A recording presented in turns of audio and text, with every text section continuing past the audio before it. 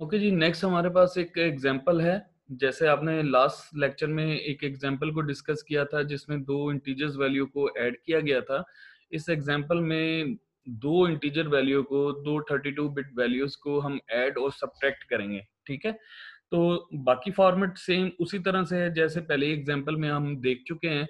Just एक दो चीजें नई ऐड हुई हैं इधर, वो उसको हम डिस्कस करेंगे। ठीक है, लाइन नंबर 1 पे आप गौर करें तो लाइन नंबर 1 पे एक कीवर्ड है टाइटल। टाइटल का मतलब ये है कि आप अपने प्रोग्राम को आप टाइटल असाइन करना चाहते हैं, और आपने जो टाइटल असाइन करना है वो आपने पहली लाइन पे आप टाइटल कीवर्ड के बाद आप लिख सकते हैं। तो जैसा कि यहाँ पे लिखा हुआ है ऐड एंड सब्ट्रैक्ट, ये इस प्रोग्राम का टाइटल है। कंपाइलर जो है, असेंबलर जो है, इसको इग्नोर कर देता है एज ए वाइट स्पेसेस या इसे कमेंट के तौर पर कंसीडर करता है। नेक्स्ट हमारे पास कमेंट्स में उस प्रोग्राम के बारे में ब्रीफिंग है। ठीक है, और बाकी जो तीन लाइंस हैं, ये लाइन नंबर 7, 8 और 9, ये सेम वही लाइंस हैं जो आपने पहले एग्जाम्पल में डिस्कस की हैं। ठीक है, इसी तरह से आपके पास लाइन नंबर 11 पे देखें तो एग्जिट प्रोसेस है, सेम उसी तरह से। और जो नई चीज आई है लाइन नंबर 12 पे है। लाइन नंबर 12 पे देखें तो डंप रेग्स प्रोटो लिखा हुआ है। ये एक ऐसी सर्विस है विंडो की ऐसी सर्विस है जो कि उस वक्त यूज की जाती है जब आपने सीपीयू के जितने भी रजिस्टर्स हैं उनकी वैल्यू को शो ऑफ करना है। यानी रजिस्टर्स के तमाम रजिस्टर्स की वैल्यू को, सीपीयू के रजिस्टर्स की तमाम वैल्यूज को शो करने के लिए हम इस सर्विस को यूज करेंगे जिसका नाम है डंप रेग्स। और यहाँ पे प्रोटोटाइप से मुराद है, और जो कि एक सर्विस है विंडो की। ठीक है, नेक्स्ट हमारे पास उसी तरह कोडिंग सेक्शन है। डॉट कोड एक डायरेक्टिव है जो कि बताता है कि कोडिंग एरिया स्टार्ट हो गया है, और कोडिंग एरिया में हमारे पास मेन एंट्री पॉइंट के बाद यानी मेन प्रोसीजर के बाद इंस्ट्रक्शंस हैं जिसको हमने एग्जीक्यूट करना है। तो यहाँ पे पहली इंस्ट्रक्शन में देखें, मूव EAX, 10,000 एज। अब आपको पता है कि एज से क्या मुराद है।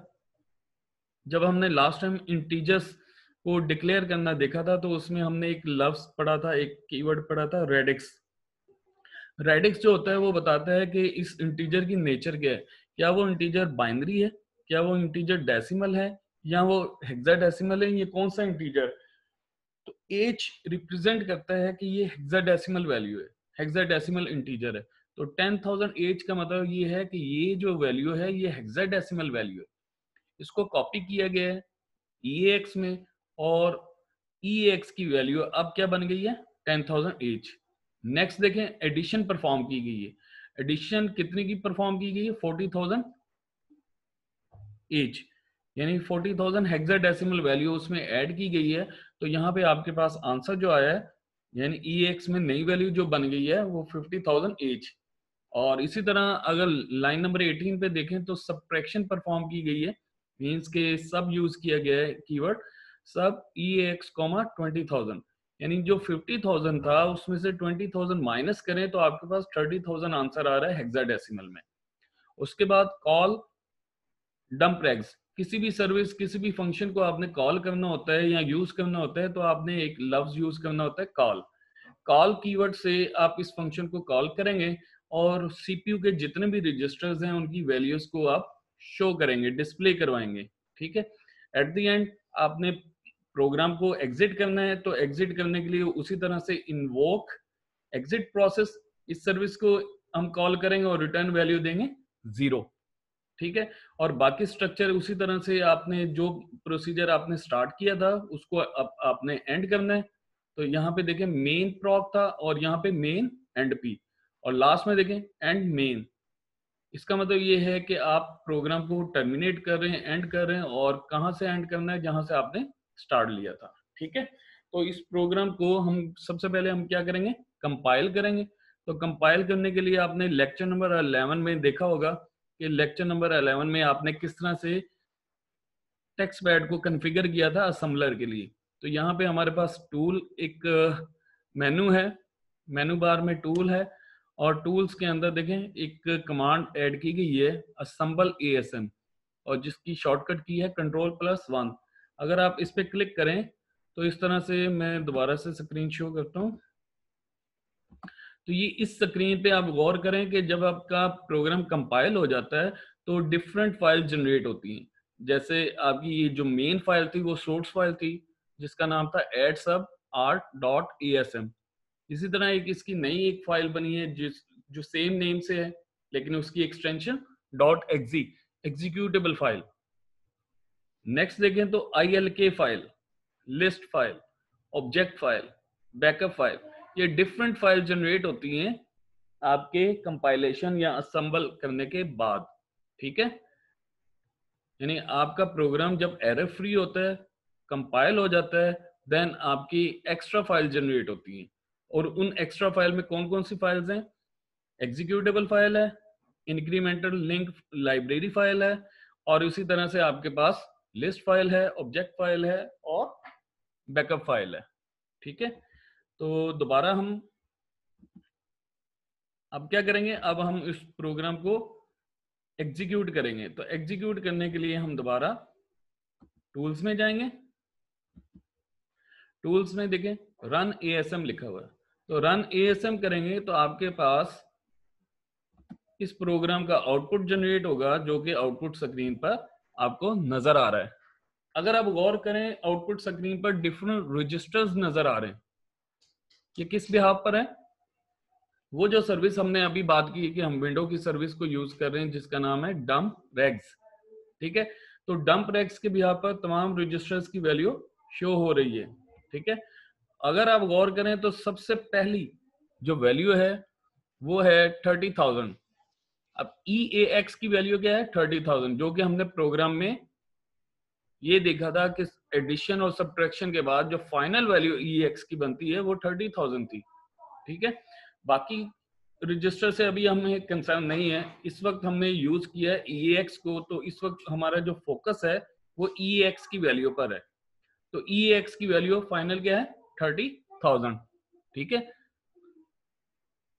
इसी तरह अगर हम इसकी नेचर को चेंज कर दें, मतलब ये जो वैल्यू थी हमारे पास हेक्साडेसिमल, हेक्साडेसिमल की जगह पे हम डेसिमल बना दें, जस्ट एज खत्म कर देता हूं मैं, तो फिर देखिए आंसर क्या आता है। इस प्रोग्राम को चेंज जितना भी आप चेंज करेंगे, मॉडिफाई करेंगे, तो सबसे पहले आपने करना क्या है, आपने सेव करना है। सेव करने के बाद आपने कंपाइल करना है। कंपाइल हो गया, कंपाइल होने के बाद स्क्रीन में शो कर देता हूँ एरर फ्री है और कंपाइलेशन प्रोसेस कंप्लीट हो गया। उसके बाद हम क्या करेंगे, इसको एग्जीक्यूट करेंगे। एग्जीक्यूट करने के बाद आप आउटपुट देखें। अब वही आउटपुट स्क्रीन है लेकिन आउटपुट डिफरेंट है, देख सकते हैं। पहले आपके पास आंसर था 30,000, अभी आपके पास आंसर है 7530। तो आप बता सकते हैं कि ये आंसर में डिफरेंट क्यों आया? डिफरेंस कैसे जनरेट हो गया? आपका आंसर पहले से डिफरेंट क्यों है? पहले आपका आंसर था 30,000, अब आपके पास है 7,530। सिर्फ हमने क्या किया, एज को खत्म कर दिया है। जो हमारे पास प्रोग्राम था उसमें हमने एज को खत्म कर दिया है। तो एज खत्म करने से वैल्यू की, इंटीजर की जो वैल्यू थी वो उसकी नेचर चेंज हो गई। पहले इंटीजर था हेक्साडेसिमल, अब कौन सा इंटीजर है? अब इंटीजर है आपके पास डेसिमल वैल्यू। ठीक है, जब डेसिमल वैल्यू ऐड होती है या सब्ट्रैक्ट होती है तो उसका आंसर भी डेसिमल में आता है। लेकिन यहाँ पे जितनी भी वैल्यूज हैं, यहाँ पे जितनी भी वैल्यू है सारी की सारी हेक्साडेसिमल फॉर्म में है। तो इसका मतलब आपका जो आंसर था 30,000 डेसिमल में, उसको कन्वर्ट किया गया है हेक्साडेसिमल में। पहले जो 30,000 था ऑलरेडी इन हेक्साडेसिमल था, अभी जो वैल्यू है 30,000 का हेक्साडेसिमल कन्वर्जन है 7530। तो इसका मतलब ये जो है, ये जो वैल्यू आपके सामने नजर आ रही है, ये बेसिकली 30,000 हेक्साडेसिमल नहीं बल्कि डेसिमल की वैल्यू है हेक्साडेसिमल में। क्लियर?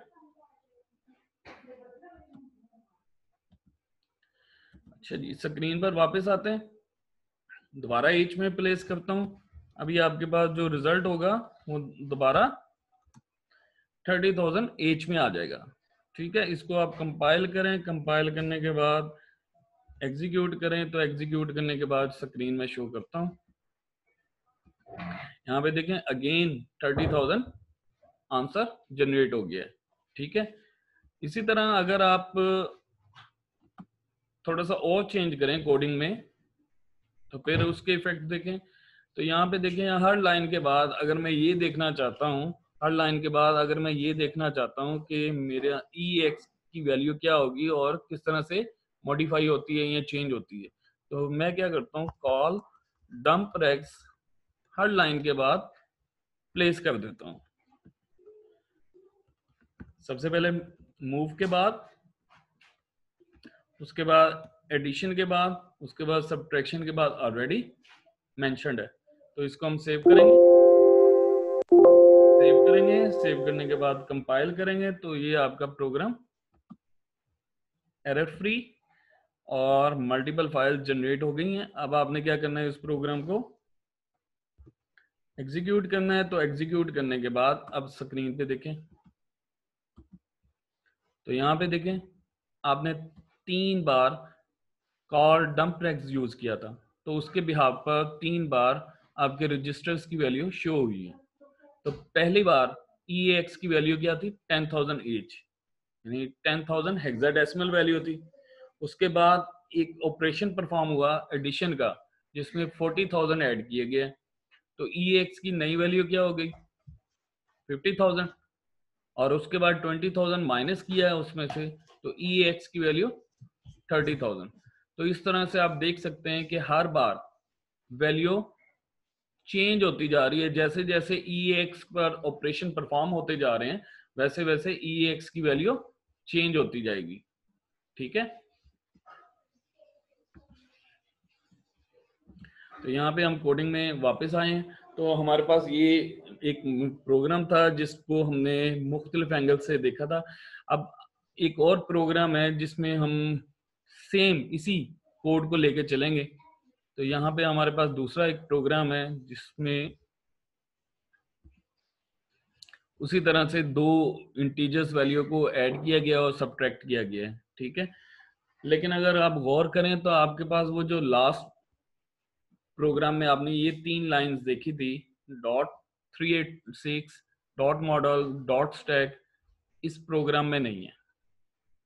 इस प्रोग्राम में उसकी जगह इंक्लूड irwin32.inc फाइल इंक्लूड की गई है। जिस तरह से आप C++ में iostream.h यूज करते हैं, इसी तरह से असेंबली के प्रोग्राम में आप irwin32 फाइल को इंक्लूड कर सकते हैं। और ये बिल्ट इन लाइब्रेरी फाइल है जो कि इरविन ऑथर ने, जो कि इस बुक का ऑथर है, उसने क्रिएट की है। ठीक है, उस फाइल को हम इंक्लूड कर रहे हैं और बाकी कोडिंग देखें सेम है। तो बाकी कोडिंग सेम है और यहाँ पे लफ्ज एग्जिट यूज हुआ है एग्जिट प्रोसेस की जगह। ठीक है, यानी वो जितनी भी कोडिंग यहाँ पे हमने, जितने भी इंस्ट्रक्शन या जितने भी डायरेक्टिव यहाँ पे हमने कोड से पहले लिखे थे, वो सारे के सारे इस फाइल में मौजूद है।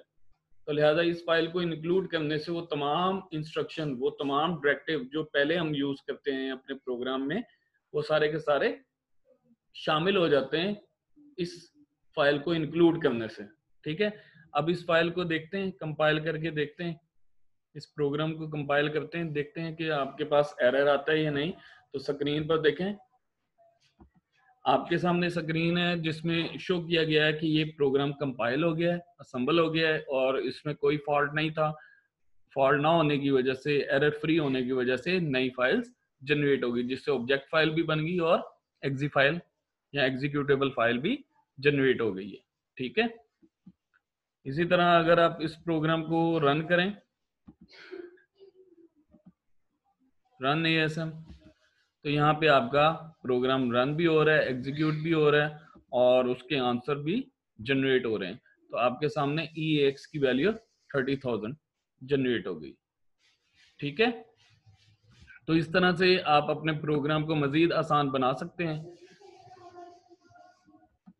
अपने प्रोग्राम को मजीद आसान बनाने के लिए जो आपके पास include irwin32 built in library file है, आप इसको इंक्लूड करें और अपने कोडिंग को और आसान बनाते जाएं। इसके बिल्ट इन फंक्शंस को आप यूज कर सकते हैं, जिसके बिहाफ पर आप अपनी कोडिंग को मजीद बेहतर कर सकते हैं।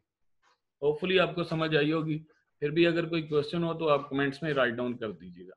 बहुत शुक्रिया।